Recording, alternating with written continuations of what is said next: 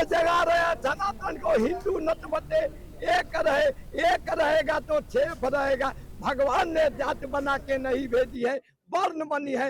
ब्रह्मा का मतलब अगरा और पिछड़ी का मतलब बिछरू और दलित का मतलब महेश। जागो एक रहोगे, छेप रहोगे, नेक रहोगे, शिव भक्त बनो। एक बात और बताइएगा। नमस्कार, मैं हूं अभिषेक त्यागी।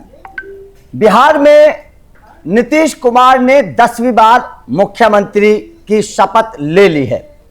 गांधी मैदान में पूरा कार्यक्रम हुआ, ऐतिहासिक गांधी मैदान।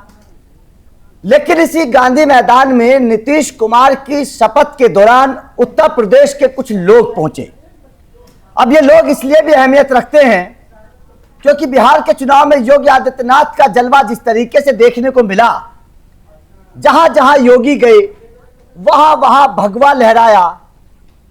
उस लिहाज से अगर देखें तो उत्तर प्रदेश के लोगों के बयान बड़े अहमियत रखते हैं। जो नीतीश कुमार की शपथ ग्रहण के दौरान ये लोग वहां पर पहुंचे। अब यहां पर इस इंसान ने योगी आदित्यनाथ को लेकर, देखिए, इससे इस बात का भी अंदाजा लगाया जाएगा कि आखिर योगी आदित्यनाथ की छवि, योगी आदित्यनाथ को ये लोग कितना मानते हैं, किस तरीके से योगी आदित्यनाथ की बातों को ये आगे रखते हैं और किस तरीके से इनके दिल में योगी आदित्यनाथ बसे हुए हैं। पंकज सर चर्चा करेंगे, लेकिन उससे पहले बिहार पहुंचे उत्तर प्रदेश के इन लोगों की बात सुननी बेहद जरूरी है ताकि इनके दिलों की बातों को समझा जा सके।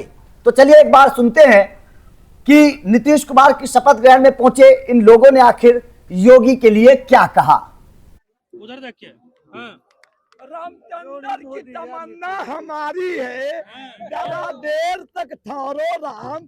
राम को जी भर के देखा नहीं है। राम के नाम पर लता चौक देखो। 25 तारीख को अयोध्या नगरी पहुंचे और ठीकर पर राम का झज फहरेगा। क्या नाम है आपका? रामचंद्र।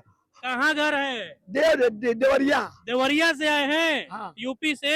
हाँ। योगी जी के बारे में क्या कहिएगा? वो भी बिहार में आकर के प्रचार किए थे इंडिया। वो धर्म को जगा रहे हैं, सनातन को हिंदू नतबते एक रहेगा तो छेप रहेगा। भगवान ने जात बना के नहीं भेजी है, वर्ण बनी है। ब्रह्मा का मतलब अगरा और पिछड़ी का मतलब बिछरू और दलित का मतलब महेश। जागो एक रहोगे, छेप रहोगे, नेक रहोगे, शिव भक्त बनो। एक बात और बताइएगा। योगी जी का बुलडोजर बहुत नामी है, तो लोग कहते हैं कि गरीबों पे बुलडोजर चलाते हैं, ऐसा है? नहीं, गरीबों पर नहीं चलता है। मुख्तार अंसारी पर, अतीक अहमद पर, जो भूमाफिया पर चलता है। और गरीब पर बुलडोजर नहीं चलता है। जो सरकारी जमीन कब्जा करते हैं, बंदर आबादी, खेल का मैदान, उस पर बुलडोजर चलता है, गरीब पर नहीं चलता है। गरीबों को लिए आवास बनवा के देते हैं। कोई गरीब, उस समय हम लड़ रहे थे देवरिया विधानसभा लोकसभा में और संविधान का झूठा रूमर फैलाया गया। संविधान का नहीं तो यूपी में 85 सीट मिला होता और संविधान का झूठा रूमर। और भी लोग यहाँ पे मौजूद हैं। क्या नाम है आपका? पंकज सर, ये इंसान साफ तौर पर बोल रहा है। 3 बातें समझ में आती हैं। सबसे पहले योगी आदित्यनाथ धर्म की बात करते हैं। योगी आदित्यनाथ धर्म की चर्चा करते हैं, धर्म को आगे बढ़ा रहे हैं, नंबर 1 बात। नंबर 2 बात, एक रहोगे, नेक रहोगे, सेफ रहोगे। आपको याद है ना हरियाणा चुनाव का वो बयान, योगी आदित्यनाथ के इस बयान ने कैसे तख्ता पलट कर दिया था। और तीसरा कि बुलडोजर किसी गरीब को नहीं सता रहा है। बुलडोजर अतीक अहमद जैसे लोगों पर, मतलब बाहुबलियों पर चल रहा है। गरीब लोगों को योगी आदित्यनाथ का बुलडोजर नहीं सता रहा है। एक इंसान, आम इंसान अगर योगी आदित्यनाथ के लिए इस तरीके की बातें बोल रहा है तो यूपी के हालात सर कैसे हैं, एक बार थोड़ा समझाइएगा। इस इंसान के बयान को सुनकर आप क्या समझ रहे हैं? एक बहुत मशहूर इकबाल की पंक्तियां हैं जी। कुछ बात है कि हस्ती मिटती नहीं हमारी, हाँ। सदियों रहा है दुश्मन दौरे जहां हमारा। जी जी। ये हिंदुस्तान के लिए लिखा गया था। हाँ। ये हिंदुस्तानियों के लिए लिखा गया था। हाँ। मैं जब इस व्यक्ति के बारे में देख रहा था तो सोच रहा था कि ये साधारण घर का कोई इंसान है, बहुत ज्यादा अमीर या बहुत ज्यादा पढ़ा लिखा नहीं। बिल्कुल बिल्कुल। दूसरी बात कि मुझे इसके देख के ये अंदाजा लग रहा है कि ये या तो अति पिछड़ी होगा, दलित जाति से आता होगा, मतलब मैं अंदाजा लगा रहा हूं उसे। हम्म। फिर मैं सोच रहा था कि योगी जी की लोकप्रियता समाज के उस तबके में है जिसे आज तक किसी ने नहीं पूछा। हाँ। जिसे सबने टाला उसे योगी ने पाला। हाँ। ये विश्वास, और सोचिए कि समाज के उस पंक्ति के में खड़े व्यक्ति का विश्वास है जिसको हो सकता है कि वन डिस्ट्रिक्ट वन माफिया के नाम पे इसको सताया जाता होगा, या हो सकता है कि गुंडई इसके परिवार के साथ कोई करता होगा गांव में। आज जब ये अच्छी कानून बिल्कुल बिल्कुल सर, देखिए ये वो लोग हैं सर जिनको मैं यही कह रहा, वोट बैंक माना जाता था। इनके गांव के प्रधान विधान बोल देते होंगे चलिए वोट दे दिए, केवल वोट बैंक माना जाता था। लेकिन अगर इस तरीके के लोग सामने आकर बात करते हैं तो इसका पता चलता है कि मतलब सरकार से खुश है। मैं एक बात जरूर मानता हूं कि reaching democracy eight grassroot level, अरे लोकतंत्र तो इस देश में था, पर लोकतंत्र कुछ लोगों, कुछ परिवारों के हाथों में बंधक था। हाँ। हर जिले में एक कोई राजा साहब होते थे या उस तरह का बड़ा जमींदार होता था जो पूरे जिले की राजनीति देखता था। बिल्कुल। या फिर देश में एक परिवार होता था। हर राज्य में, मैं आपको एक बात बताऊं, हाँ। जब से देश आजाद हुआ तब से मात्र 15 परिवार इस देश पर राज कर रहे थे, सिर्फ 15 परिवार। जैसे जम्मू कश्मीर में महबूबा मुफ्ती का परिवार और फारूक अब्दुल्ला का परिवार, चौटाला का परिवार, वो भजनलाल का परिवार हरियाणा में। हाँ। उत्तर प्रदेश में आ जाएगा तो मुलायम सिंह यादव का परिवार, बिहार आ जाइए तो लालू का परिवार, तमिलनाडु चल जाएगा तो स्टालिन का परिवार। हाँ। और जब वहां चले जाएगा तेलंगाना चल जाएगा तो अभी वो BRS वाले का परिवार जी। यही परिवार थे, 10-15 परिवार मिलकर पूरा राजकाज सब संभालते थे और पूरे देश में एक गांधी परिवार जी। हुआ यह है, बदला क्या? बदला यह है कि अब हर आदमी अपने वोट का महत्व समझ रहा है। पहले बहुत सारे लोग वोट देने नहीं जाते थे। हाँ। बाबूजी ने कह दिया बस हो गया, पड़ गया वोट, बस। हाँ।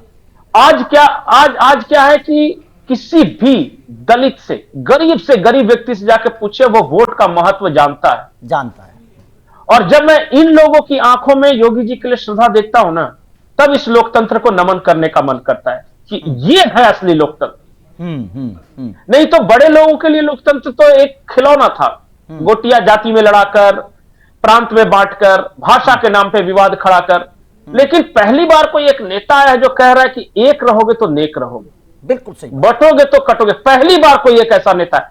हर नेता ये कहता है कि मेरी जाति का सरकार आ जाएगा तो ये आ जाएगा, तो यादव का आ जाएगा, ये आएगा तो दलित का आ जाएगा, ये आएगा तो भाषी के नाम पे, साउथ नॉर्थ के नाम पे, धर्म के नाम पे, सब कुछ।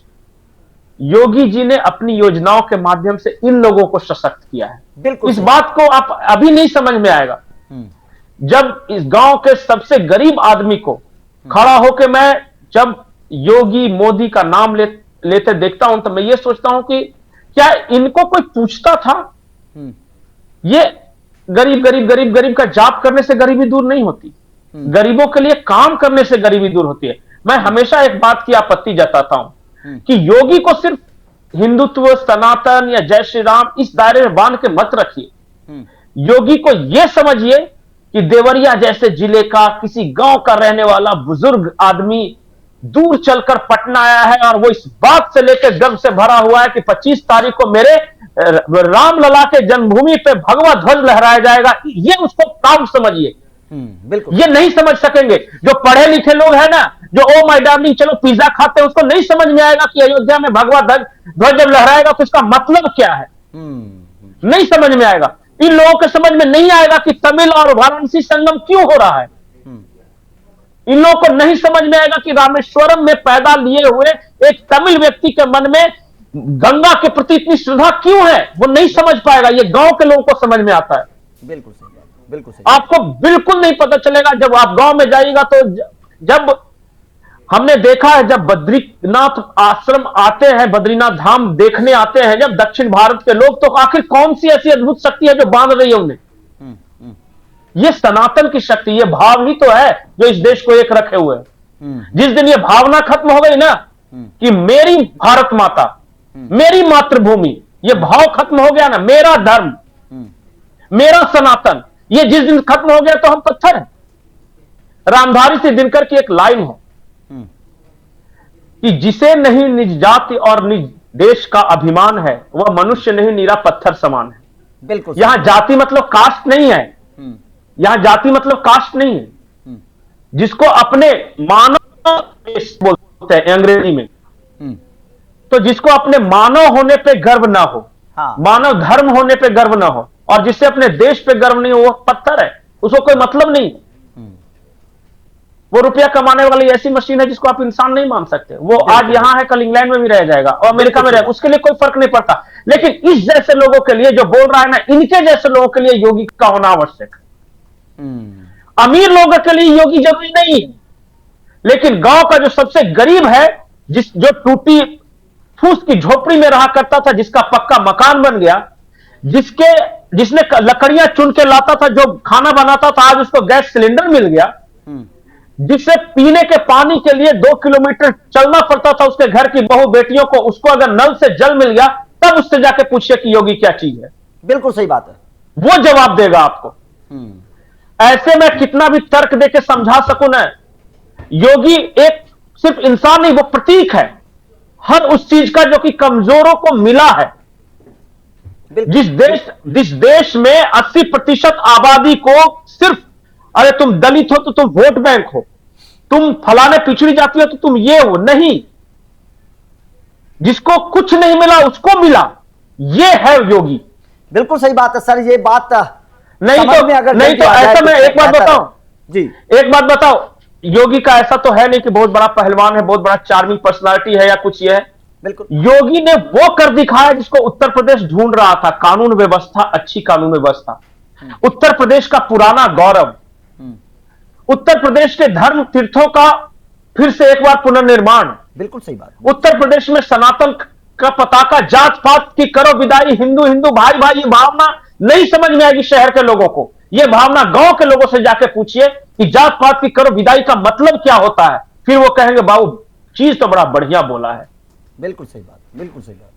ये जाके किसी, मैं बोलूं ना कि मैं तो देहाती आदमी साफ, और मैं तो गांव देहात में घूमने वाला आदमी, जब मैं देखता हूं किसी दलित को, किसी अति पिछड़ी जाति को, जब देखता हूं ना कि आज वो अपने पक्के मकान में और अच्छे कपड़े पहन के बैठा हुआ है, उसका बच्चा स्कूल ड्रेस में पहन के जा रहा है, और उसको मैं जब उसकी आंखों में देखता हूं ना, जो रोशनी, वो अनमोल है।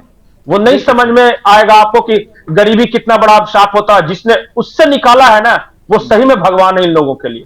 बिल्कुल सही बात है सर, और ये बात समझ में आ जाए तो बेहतर है, क्योंकि इस इंसान की जो बात है ना, उसने कहीं ना कहीं लोगों के दिल में घर कर दिया होगा, और ये ऐलान कर दिया इस इंसान ने बिहार की जमीन से कि यूपी में योगी को हिलाने वाला कोई नहीं है। खैर, दर्शकों के ऊपर छोड़ देते हैं कि आप इस इंसान के बयान को कैसे देखते हैं। कमेंट करके अपनी राय जरूर दीजिएगा। और क्या आपको भी लगता है कि अमीर लोगों के लिए तो बहुत बड़ी बातें होती हैं, सरकारें करती हैं, क्या वास्तव में गरीब तबके के लोगों के दिलों तक योगी ने अपनी पहचान बनाई है? ये भी बताइएगा। बाकी लगातार अपडेट देते रहेंगे। Thank you very much.